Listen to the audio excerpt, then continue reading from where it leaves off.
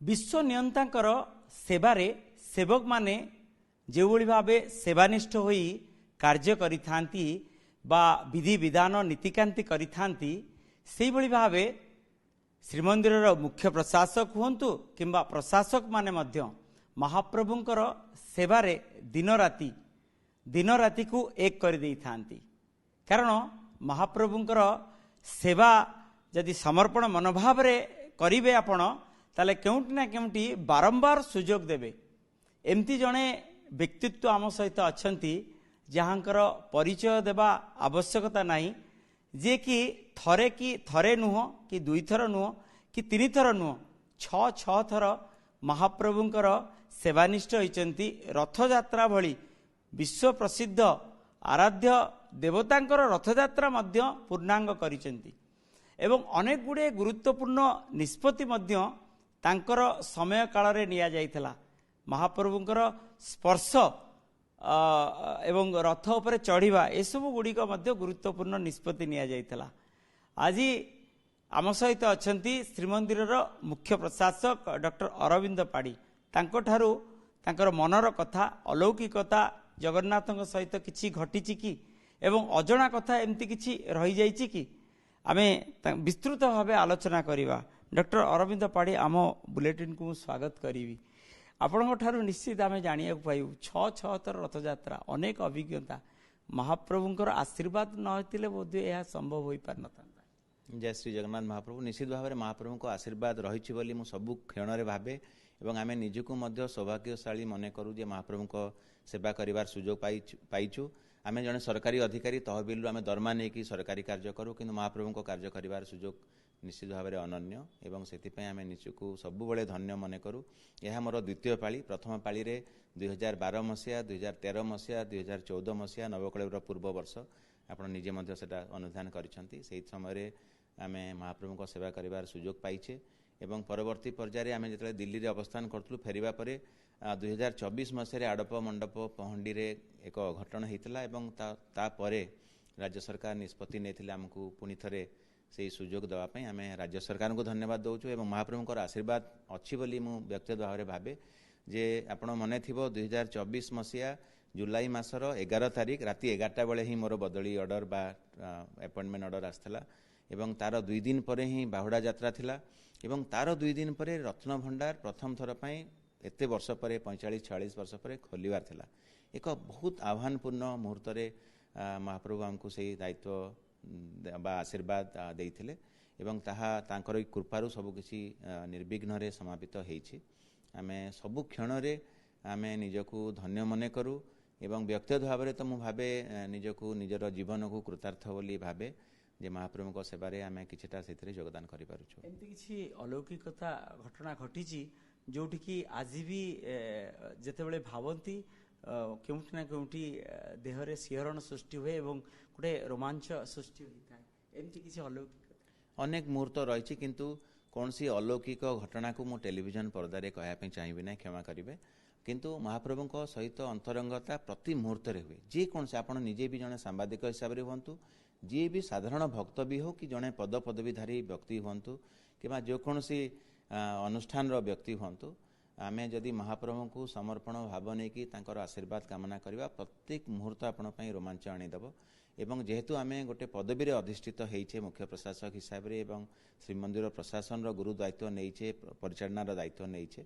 तेणु अनेक अनुभूति एमती आसे जोटा आमको सबुदिन मन रखा भली कहे जो जिनस मुझे प्रकाश से कहीपरि सेमती गोटे दुईटा जिनस हुए तो कहि बाकी अलौकिक घटना कहवा ठीक हम ना से दुष्टता हम जमती कि एवं रत्न भंडार गणति मणति प्रक्रिया चली रत्न भंडार गणति मणति प्रक्रिया बहुत संवेदनशील प्रक्रिया एवं सबु मुहूर्त आपन को खंडाधार गला भाया लगे किंतु देखंतु महाप्रभु कृपारू समस्त सहयोग ताहा निर्विघ्न समापन होइछि।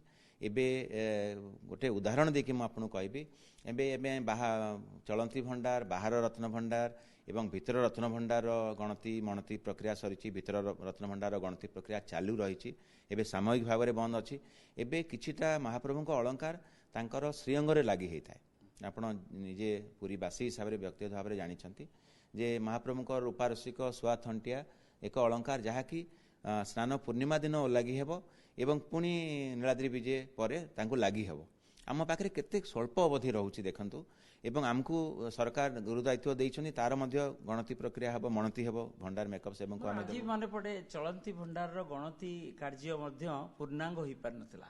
ଅନେକ ଗୁଡ଼ିଏ ମହାପ୍ରଭୁଙ୍କ ଶ୍ରୀଅଙ୍ଗରେ ଲାଗି ରହିଥିଲା, ଯେଉଁ ଗୁଡ଼ିକକୁ ଏବେ ବୋଧହୁଏ ଗଣତିର ପ୍ରକ୍ରିୟାକୁ ଅଣାଯିବ। କ'ଣ କ'ଣ ସିଏ ତ ଗୋଟେ ଅଜଣା କଥା। ସେଇ ସୂଚନା ହିଁ ମୁଁ ଆପଣଙ୍କୁ ଦେଉଥିଲି, ଯେଉଁଟା ମହାପ୍ରଭୁଙ୍କ ଶ୍ରୀଅଙ୍ଗରେ ଲାଗି ଅଳଙ୍କାର ଅଛି ବା ମୂଲ୍ୟବାନ ସାମଗ୍ରୀ ଅଛି, ତାକୁ ଏଇ ସ୍ୱଳ୍ପ ଅବଧି ମଧ୍ୟରେ ଆମେ ହିଁ କରିପାରିବା। ସବୁ ଭକ୍ତ ଯେହେତୁ ଦେଖୁଛନ୍ତି, ସେଥିପାଇଁ ମୁଁ ଏଇ ସୂଚନା ଦେବା ପାଇଁ ଚାହୁଁଛି। ଧରି ନିଅନ୍ତୁ ରାହୁ ରେଖା କିମ୍ବା ସ୍ୱର୍ଣ୍ଣ ଖଚିତ ଚିତା ଯେଉଁ ମହାପ୍ରଭୁଙ୍କର ଲାଗିଛି 3ଟା ଏକ ବାଡ଼ରେ, ତାହା ଏଇ ସ୍ୱଳ୍ପ ଅବଧି ସମୟରେ ହିଁ ଗଣତି ବା ମଣତି କରାଯାଇପାରିବ, ଅନ୍ୟ ସମୟରେ ନୁହଁ। ଗଣତି ମଣତି ପ୍ରକ୍ରିୟା ଆମେ ଯାହା ବି ବ୍ୟବସ୍ଥାବଳୀ ଅଛି ବା ଷ୍ଟାଣ୍ଡାର୍ଡ ଅପରେଟିଂ ପ୍ରୋସିଜର ଅଛି, ସେଇଥିରେ ହିଁ କରିବୁ। କିନ୍ତୁ ଆମେ ଭାବୁ ଯେ ଶ୍ରୀଅଙ୍ଗରେ ତ ଆମେ ସାଧାରଣ ଭକ୍ତ ହିସାବରେ ସବୁଦିନ ରତ୍ନ ସିଂହାସନରେ ବାହାର କାଠରୁ ବା ଭିତର କାଠରୁ ଦର୍ଶନ କରୁଛେ, କିନ୍ତୁ ମହାପ୍ରଭୁଙ୍କର ସେହି ଅଳଙ୍କାର ଗୁଡ଼ିକ, ଦିବ୍ୟ ଅଳଙ୍କାର ବା ଦିବ୍ୟ ସାମଗ୍ରୀକୁ ଅତି ନିକଟରୁ ଆମେ ଦେଖିବାର ଯେଉଁ ସୌଭାଗ୍ୟ ପାଉଛୁ, ସେଇଟା ଆମ ନିଜ ପଦପଦୀ ପାଇଁ। ତେଣୁ ଆମେ ବ୍ୟକ୍ତିଗତ ଭାବରେ ଭାବୁ ଅଣ୍ଟାପଟି ଯେଉଁଟାକି କହିଲେ ଶୁଆ ଥଣ୍ଟିଆ, ରୂପା ରସିକ ଶୁଆ ଥଣ୍ଟିଆ ତାକୁ କୁହାଯାଏ। ରାହୁ ରେଖା ହେଲା ବା ଚିତା ହେଲା, ଯାହାକି ପୁଣି ଚିତା ଲାଗି ଅମାବାସ୍ୟାରେ ପୁଣି ଲାଗି ହେବ, ଦୈତାପତି ସେବକ ଅନ୍ୟାନ୍ୟ ସେବକମାନେ ଲାଗି କରିବେ। ତେଣୁ ଏହି ସ୍ୱଳ୍ପ ଅବଧି ସମୟରେ ଯେଉଁଟା ମହାପ୍ରଭୁଙ୍କର ସବୁଦିନ ଆମେ ସେହି ଅଳଙ୍କାରକୁ ଦର୍ଶନ କରୁଛେ, ତାକୁ ପାଖରୁ ସ୍ପର୍ଶ କରିବାର ବା ତାଙ୍କୁ ଦର୍ଶନ କରିବାର ଆମେ ଯେଉଁ ସୌଭାଗ୍ୟ ପାଉଛୁ, ସେଟା ହୁଏତ ମହାପ୍ରଭୁଙ୍କ ଆଶୀର୍ବାଦରୁ ହେଉଛି ବୋଲି ଭାବେ ଲୋକ ଜାଣିନଥିବେ। ରୂପା ରସିକ ଶୁଆ ଥଣ୍ଟିଆ, ଯାହାଠୁ କି ଅଣ୍ଟାପଟି ବୋଲି କୁହାଯାଇଥାଏ, ଇଏ ମଧ୍ୟ ଗୋଟେ ଅଜଣା କଥା। ଆପଣ ଠିକ୍ କହୁଛନ୍ତି। ଠିକ୍ ସେଭଳି ଝୋବା ମଧ୍ୟ, ଝୋବାର ମଧ୍ୟ ଗଣତି, ଝୋବା କଣ୍ଠି ତାର ବି ଗଣତି କରାଯିବ। ଏଇ 4ଟି ଅଳଙ୍କାର ମହାପ୍ରଭୁଙ୍କ ଶ୍ରୀଅଙ୍ଗରେ ପ୍ରତ୍ୟହ ଲାଗିଥାଏ ଏବଂ ଏଇ ସ୍ୱଳ୍ପ ଅବଧି ପାଇଁ ସ୍ନାନ ପୂର୍ଣ୍ଣିମାରୁ ନୀଳାଦ୍ରି ବିଜେ ବା ଚିତା ଲାଗି ଅମାବାସ୍ୟା ଭିତରେ ଆମକୁ ଗଣତି ମଣତି କରାଯିବ। ପରବର୍ତ୍ତୀ ପର୍ଯ୍ୟାୟରେ ଅଲଗା ଯାହା ବି ବାକି ରହିଯାଇଛି ରତ୍ନଭଣ୍ଡାର ଭିତରେ, ରତ୍ନଭଣ୍ଡାର ଗଣତି ପ୍ରକ୍ରିୟା ଜାରି ରହିବ। ତେଣୁ ଆପଣ ଯଦି ଆପଣଙ୍କ ଭାଷାରେ କହିବେ, ଏହାକୁ ମୁଁ ବ୍ୟକ୍ତିଗତ ଭାବରେ ଏହି ମୁହୂର୍ତ୍ତ ଗୁଡ଼ିକୁ ଅଲୌକିକ ଭାବରେ କରେ। ଏମିତି କିଛି ସାର୍ ଅନୁଭୂତି ଅଛି ଯୋଉଟାକି ମହାପ୍ରଭୁଙ୍କ ସହିତ ଗୋଟେ ଅଙ୍ଗାଙ୍ଗୀ ଜଡ଼ିତ ଭଳି, ଏମିତି କିଛି ଅନୁଭୂତିର କଥା ମନେ ପଡ଼ୁଛି? ଅନେକ ଜିନିଷ ଅଛି। ମୁଁ ଯେମିତି ଆପଣଙ୍କୁ ନମ୍ର ନିବେଦନ କଲି, ଟେଲିଭିଜନ ପରଦାରେ ମୁଁ ତାକୁ କହିବା ପାଇଁ ଚାହିଁବି ନାହିଁ, କିନ୍ତୁ ମହାପ୍ରଭୁଙ୍କର ସାଧାରଣ ଭକ୍ତ ହିସାବରେ ମୁଁ କାହିଁକି ଆପଣଙ୍କର ସମସ୍ତଙ୍କର ଯେତେ ବି ସହସ୍ରାଧିକ ଭକ୍ତ ଅଛନ୍ତି, ସମସ୍ତଙ୍କର ନିଶ୍ଚିତ ଭାବରେ ବ୍ୟକ୍ତିଗତ ଅନୁଭୂତି ଅଛି। ମୋର ମଧ୍ୟ ଅନେକ ରହିଛି ଏବଂ ମୁଁ ସେଥିପାଇଁ ମହାପ୍ରଭୁଙ୍କ ପାଦ ପଦ୍ମରେ ସବୁବେଳେ ପ୍ରଣିପାତ ହୁଏ ଯେ ତାଙ୍କର ଆଶୀର୍ବାଦରୁ, ତାଙ୍କର ଅନୁଗ୍ରହରୁ ଏହି ଦାୟିତ୍ୱ ସମ୍ପାଦନକୁ ଆମକୁ ସୁଯୋଗ ଦେଇଛନ୍ତି। ଆପଣ ଶୁଣୁଥିଲେ ଯେ ଅନୁଭୂତିର କଥା, କାରଣ ଇଏ ହିଁ ଅନୁଭୂତି। କାରଣ ମହାପ୍ରଭୁଙ୍କର ଯେଉଁ ଗୁପ୍ତ ଯେଉଁ ସୁବର୍ଣ୍ଣ, ଯେଉଁଟାକି ଅନେକ ସାଧାରଣ ଭକ୍ତଟିଏ ମଧ୍ୟ ଜାଣିନଥାନ୍ତି, ଏକୁ ମାନେ ଜଣେଇବାକୁ ଚେଷ୍ଟା କରିଥିଲେ ଶ୍ରୀମନ୍ଦିରର ମୁଖ୍ୟ ପ୍ରଶାସକ ଡକ୍ଟର ଅରବିନ୍ଦ ପାଢ଼ୀ।